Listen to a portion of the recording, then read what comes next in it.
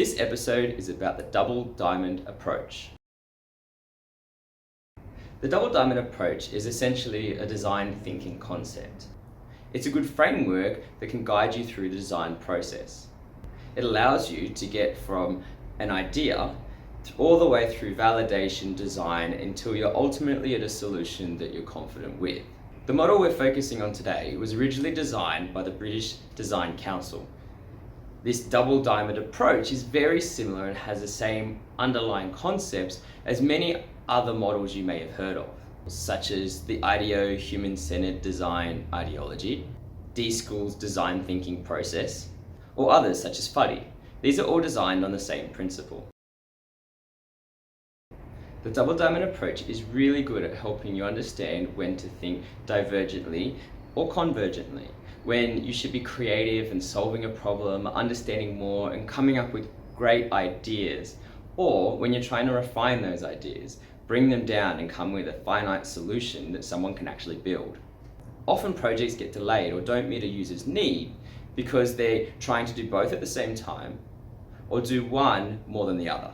The model is a good way to get from an idea or a concept that you think might be true to something that is backed by research and you're confident that is going to meet the user's needs.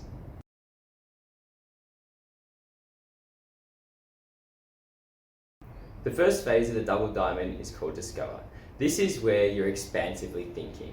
You're going out and finding more information. But we start here at the problem. This is generally an idea, an assumption that you think might be an area that you want to work in or an objective that you want to achieve. From here, you take this and you're thinking outwards. You're interviewing users, you're understanding the needs, you're getting involved, you're observing people. This here is a very important stage to actually understanding or getting the data needed to meet the user's need. The next stage is called define. Now you're taking all this broad information that you found and bringing it back in and refining it to something that's more meaningful. Ultimately, the outcome of this is you come to a problem definition or a problem statement. This here is where you have a finite idea of the problem or issue that you're trying to solve. The next stage is develop. This is once you've taken your refined problem definition or problem statement and you're ideating. You're going out, you're creating ideas, you're understanding the problem further and thinking of ways that you can solve this problem in a creative way that resonates with the user. Our final section is deliver. This is when you've taken all those ideas you've come up with, filtered them, tested them, prototyped them, understood them, and created a product that can be delivered to the user which meets their needs.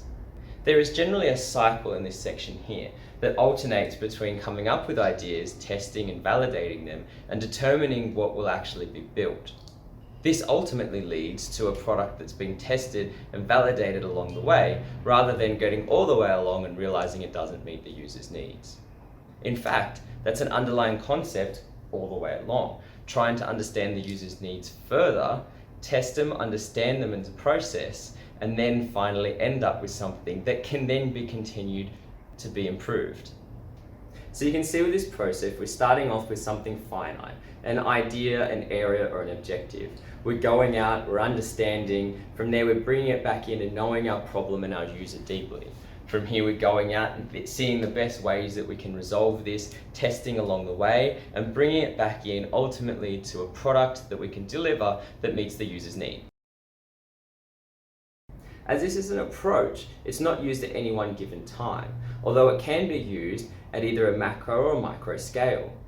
At a macro scale, it can be the phases of a project, or at a micro scale, it can be how you approach a single problem or issue you have.